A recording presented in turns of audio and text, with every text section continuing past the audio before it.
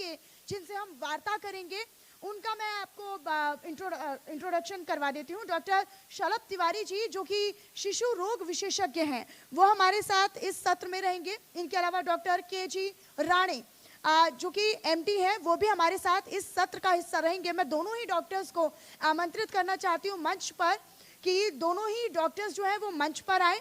शलभ तिवारी जी भी, आप भी मंच पर आइए, और के.जी. राणे जी मैं आपको भी आमंत्रित करना चाहूँगी कि वो भी मंच पर आए और हम इस सेशन को आगे बढ़ाएंगे। मेरे साथ मेरे सहयोगी एहतियाब शेख और मैं यानी मनीषा इस सेशन को आगे बढ़ाते हुए और तमाम पहलुओं को लेकर हम चर्चा करेंगे, हम बातचीत भी करेंगे।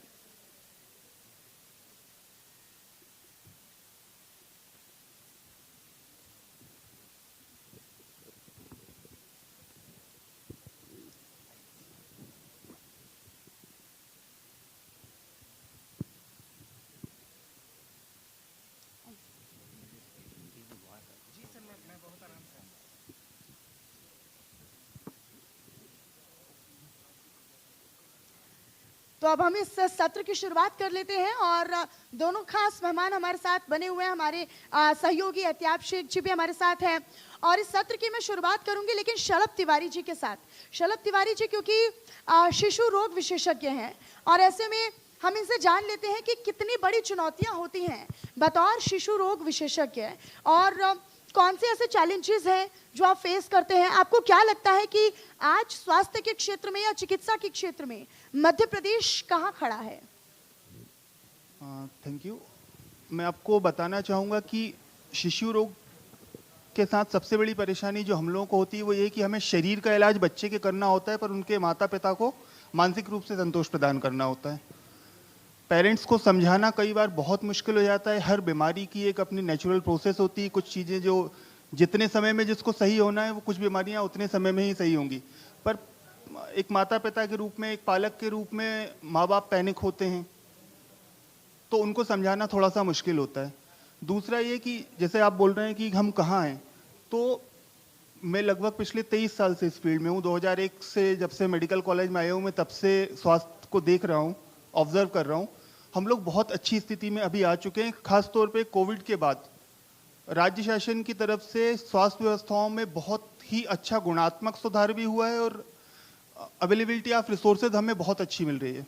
हम लोग अभी भी कोशिश कर रहे हैं, लगातार कोशिश कर रहे हैं। प्राइवेट ऑर्गेनाइजेशंस के भी रिकमेंडेशन फॉलो करती है गवर्नमेंट समय समय पे। खासतौर पे अगर बच्चों की बात करूं तो इंडियन एकेडमी ऑफ पीडियाट्रिक्स जो है उसकी रिकमेंडेशन के हिसाब से ही शासन अपनी अधिकतर नीतियां बच्चों को लेकर बनाती है। तो हाँ, मैं संतुष्ट हूँ अभी के जो भी ग्रोथ हो रही है। एक सवाल मैं आपसे जानना चाहता था कि दरअसल में मध्य प्रदेश की जिस तस्वीर को हम देखते हैं कि एक विकसित मध्य प्रदेश हो, आने वाला फ्यूचरिस्टिक मध्य प्रदेश हो, लेकिन कई बार ये तस्वीर थोड़ी सी डरा देती है कि जब हम देखते हैं कि डॉक्टर मरीज तक नहीं पहुंच पा रहा या मरीज अगर अस्पताल तक पहुंचता है तो उसको बराबर इलाज नहीं मिल पाता।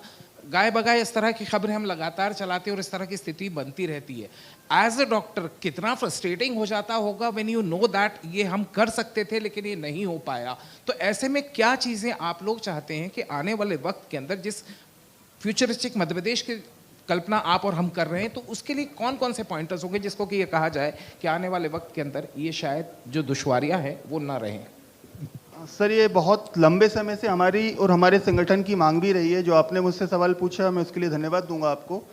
सबसे पहली जो हमारी मांग है कि हमारा एक डिफरेंट कैडर होना चाहिए और उस कैडर का हमारा हेड भी कम से कम कोई सीनियर डॉक्टर ही हो।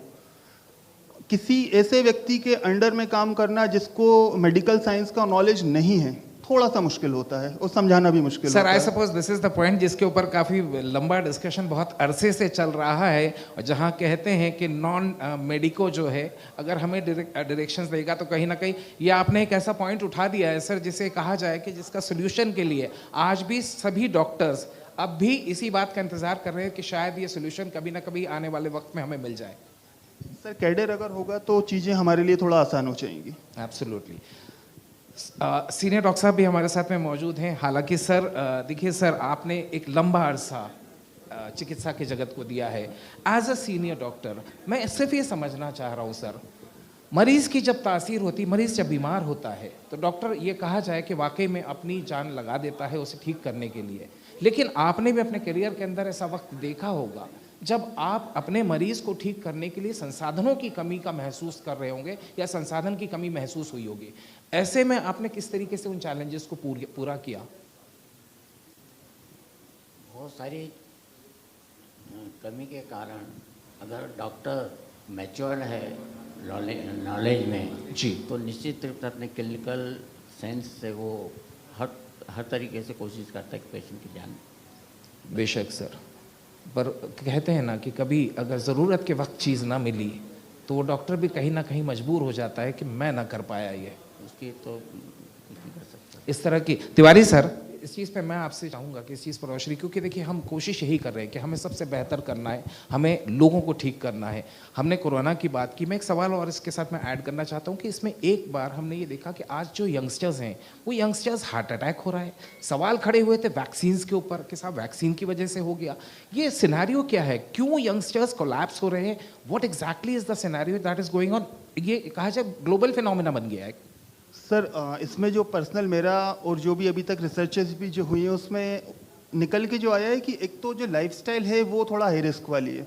आप जितने भी केसेस ऐसे देखेंगे जिनमें यंगस्टर्स को अगर डेथ हुई है तो उनके साथ कोई ना कोई रिस्क फैक्टर भी मिला है। तो अकेले वैक्सीन को इसके लिए दोषी हम नहीं ठहरा सकते। दूसरी चीज़ ये है कि पहले जो चीज़ें नोटिस नहीं होती थी अब वो रेशनलाइज करने लगे हैं कि वैक्सीनेट हुआ था यंग एज थी, वैक्सीनेट हुआ था यंग एज थी। आप उसके पीछे के रिस्क फैक्टर भी देखिए। हो सकता है कि किसी को सिगरेट की हिस्ट्री मिले, अल्कोहल की हिस्ट्री मिले या फैमिली हिस्ट्री इस तरह से मिल जाए। तो वैक्सीन पे अकेले हम लोग नहीं कर सकते।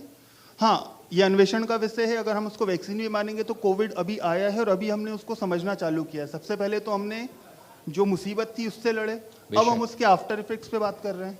बेशक सर, हमारे सभी दर्शक इस वक्त आपको देख रहे हैं और निश्चित रूप से ये कहा जाए कि आपके टिप ऑफ एडवाइस, वो टिप ऑफ एडवाइस जो लोग अभी आज के इस दौर में जी रहे कि हेल्दी होने के लिए टिप ऑफ एडवाइस क्या? फिर मैं सर से भी पूछूंगा क्योंकि शायद हो सकता है हमें कुछ पुराने नुस्खे भी मिल जाए जिससे कि आज की जनरेशन भी कुछ ना कुछ फायदा उठा ले।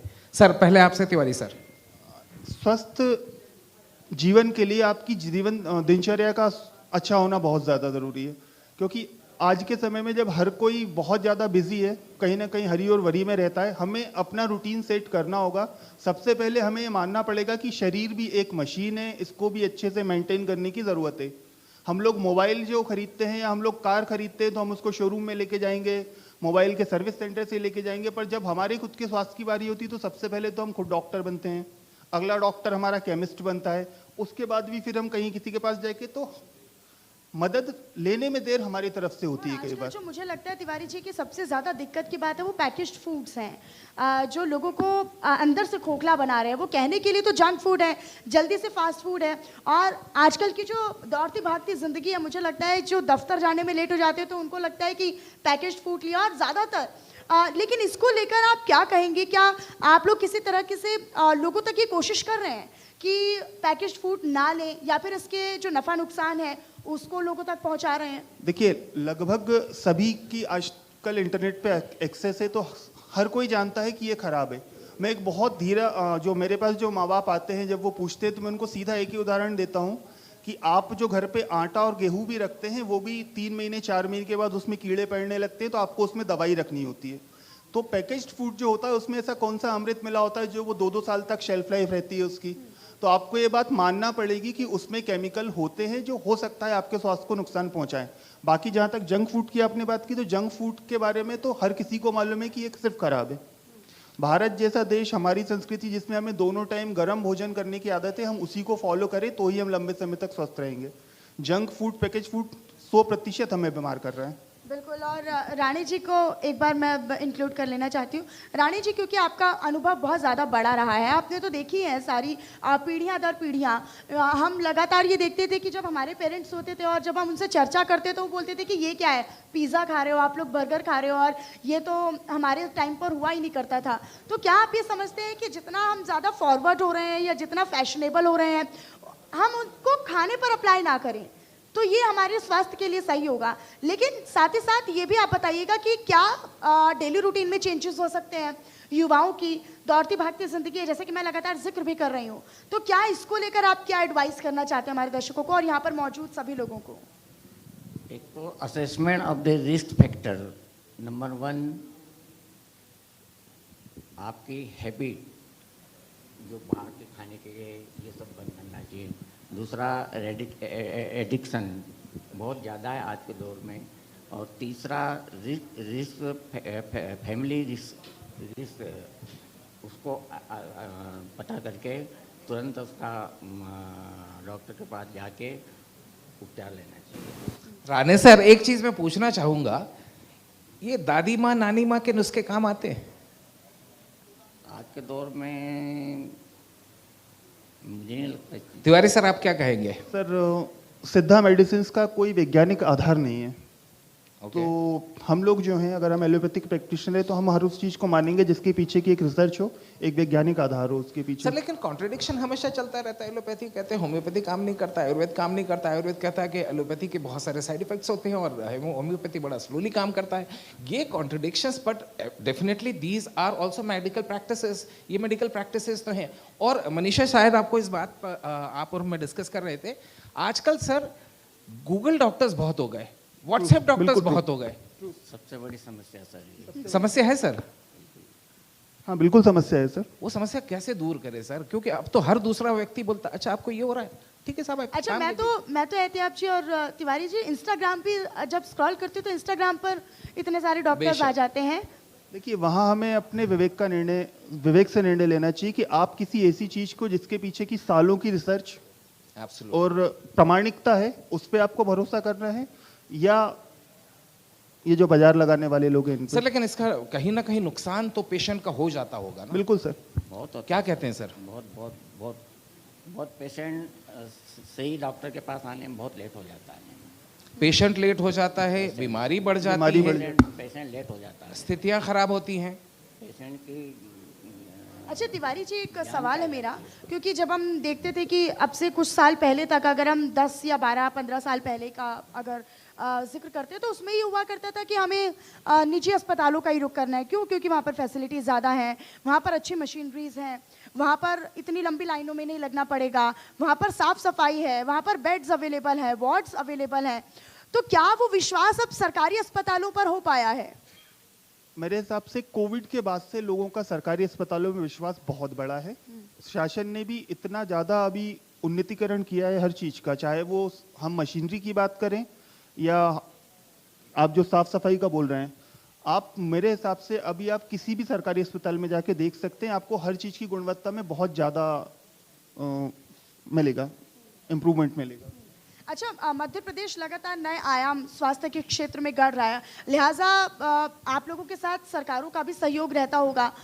सरकारें कितना सहयोग कर रही है? कहाँ तक आकर हम ये कह सकते हैं कि आने वाले कुछ सालों में हम कुछ ऐसी बीमारियां जिनको हम जड़ से खत्म मध्य प्रदेश से कर सकते हैं? मैं सिकल सेल एनीमिया की बात कर रही हूँ, क्योंकि मध्य प्रदेश में हाल ही में उस पर पूरी तरीके से काबू पाया है। तो लिहाजा हम और आगे कहाँ तक अभी बढ़ सकते हैं? कितने प्रयास सरकारों की तरफ से किए जा रहे हैं? देखिए, सिकल सेल को जड़ से खत्म करना मुश्किल है क्योंकि वो जेनेटिक बीमारी है, ठीक है। तो हम एजुकेट ही कर सकते हैं लोगों को कि भाई अगर सिकल पेशेंट है तो शादी के समय कम से कम इस चीज़ का ध्यान रखें कि दूसरे सिकल पेशेंट से शादी ना हो, तो सिकल सेल एनीमिया का बच्चा डिलीवरी ना हो पाएगा। कम्युनिटी पार्टिसिपेशन बहुत ही ज़्यादा इंपॉर्टेंट है स्वास्थ्य विभाग की हर योजना में। हम समझा सकते हैं, हम बता सकते हैं, हम इलाज भी कर सकते हैं, पर फिर बात ये रहेगी कि एक समाज को ही स्वविवेक से अपने निर्णय लेके और अच्छी बातों को मानना पड़ेगा। और सिकल सेल पे अभी भी लगातार स्क्रीनिंग चल रही है। आज भी कई जगहों पे सिकल सेल के लिए स्पेशल कैंप्स लगाए गए हैं। मैं अपने ब्लॉक का बता सकता हूं क्योंकि जहां से मैं आता हूं, ओबेदुल्लागंज ब्लॉक, जिला रायसेन में, कि आज भी एक पर्टिकुलर गांव में जो आदिवासी बाहुल्य गांव है, तो वहां पे हमारी तरफ से कैंप चल रहा है जहाँ पे सारे बच्चों की हम सिकल की स्क्रीनिंग कर रहे हैं। तो लिहाजा आप कैंप भी लगा रहे हैं, लोगों को जागरूक भी कर रहे हैं, और ये रेगुलर बेसिस पे मुझे लगता है हमेशा ये ऑनगोइंग प्रोसेस है। ये एक दिन या क्रॉस सेक्शन में एक बार करके खत्म नहीं होते हैं ये काम। हम टीवी से लड़ रहे हैं, टीवी से लड़ते लड़ते हमें दशकों बीत गई है। अब हम इस स्थिति पे पहुंचे कि जहां हम बोल सकते हैं कि हाँ, हम टीवी मुक्त भारत बना लेंगे। तो क्या कुछ एनजीओज का साथ भी आपको मिल रहा है? सरकार की तरफ से कोई साथ मिल रहा है आपको? शासन और शासन से संबंधित एनजीओ सभी लोग मिलकर ही काम करते हैं। अच्छा, जब हम शिशु रोग की बात करते हैं, क्योंकि हम देखते हैं कि अलग अलग तरह की बीमारियां आती हैं जिनके बारे में शायद हमने सोचा या समझा भी नहीं होगा, कभी हमने जाना और सुना भी नहीं होगा। ये कितना चैलेंजिंग फेस हो जाता है आप लोगों के लिए? क्योंकि आप लोग तो रेगुलर स्टडी करते हैं, कोई नई बीमारी ऐसी जिसके लिए आपको भी शोध करना पड़े, आपको भी स्टडी करना पड़े? देखिए, डॉक्टर होने के कारण हमें हमेशा ही पढ़ना होता है, और हमारे साथ सबसे बड़ा चैलेंज ये होता है कि हमारा पेशेंट कुछ बोलता नहीं है। हमें पूरा का पूरा अपने क्लिनिकल एग्जामिनेशन पे, अपने चिकित्सीय परीक्षण पे, और उसके बाद हाँ कभी लगता है कि हमें इसमें और पढ़ने की ज़रूरत है तो हम पढ़ते हैं। और मैं बिल्कुल श्रद्धा और गर्व से बोलूँगा कि हमारी फ्रेटर्निटी कम से कम ऐसी है कि मैं आज भी अपने पहले एचओडी को सीधे अप्रोच कर सकता हूँ कि सर इस पर्टिकुलर चीज़ में मुझे प्रॉब्लम आ रही है, प्लीज़ मुझे गाइड करिए। तो लिहाजा ये काफ़ी चैलेंजिंग भी होता है मुझे लगता है। पीडियाट्रिक्स हाँ चैलेंजिंग होता है, क्योंकि उसमें हमें सीधा समझना होता है हमारा मरीज कुछ बोलता नहीं है, या तो वो रोएगा या वो सुस्त रहेगा। अब इन दोनों चीज़ों पे ठीक है, बुखार आ रहा है तो उसके कारण हमें ढूंढना खुद पड़ते हैं। तिवारी सर, एक सवाल मेरा बहुत सिंपल था, एक आम आदमी की नज़र का सवाल है। वो सवाल बहुत सीधा है कि साहब जब इलाज करवाने जाते हैं तो आदमी कहता है जेब खाली हो गई। आज मेडिकल प्रोफेशन में इतनी महंगाई क्यों हो गई? क्यों ऐसा हो रहा है कि जो कहा जाए कि हर आदमी को सस्ते दामों पर चीज़ें मिल सके? स्टेंटिंग कराने जाते, इट्स कॉस्टली। हार्ट का अगर उसको इलाज कराना, इट इज़ वेरी कॉस्टली। ये सिनेरियो कब चेंज होता हुआ नजर आ रहा है कि जब ये कहेंगे कि नहीं साहब हमारे तो सरकारी अस्पताल के अंदर भी जा रहे हैं तो हमें वही मिल रहा है जो हम किसी प्राइवेट अस्पताल की तरफ महंगी फीस के साथ देखते हैं? सर एक्चुअली यही होता है, एक्चुअली यही होता है। फिर मैं बोलूँगा कि ये बात स्वाभाविक की है। मैं इस मंच से ये चीज़ बोलता हूँ कि आप मुझे कोई भी एक ऐसी चीज़ बताइए, कोई भी एक ऐसा इलाज बताइए, कोई भी एक ऐसी बीमारी बताइए जिसका इलाज सरकारी अस्पताल में, भोपाल के ही कम से कम 4 सरकारी अस्पताल में आपको बता दूंगा कि इस चीज़ का इलाज आप वहाँ भी करवा सकते हैं। पर लोग तो पहुंच ये चॉइस है, ये चॉइस है सर। ये मानसिकता कैसे बदलेगी सर? लोगों को ये भरोसा क्यों नहीं हो पा रहा है कि मैं किसी प्राइवेट अस्पताल में ना जाऊं, मैं सीधे सरकारी अस्पताल में जा रहा हूं और मुझे इलाज मिल रहा है, जो वहां मिल रहा है वही इलाज मुझे यहां भी मिल रहा है। ये कॉन्फिडेंस क्यों नहीं आ रहा लोगों में? सर लोग अपना शायद समय बचाने के लिए, क्योंकि शासकीय अस्पताल है तो डेफिनेटली भीड़ तो होगी। सर बचपन में मैंने कहावत सुनी थी, an apple a day keeps the doctor away. लेकिन अगर इस तरह के डॉक्टर होंगे तो उन्हें पास रखना होगा, क्योंकि वो इलाज करेंगे।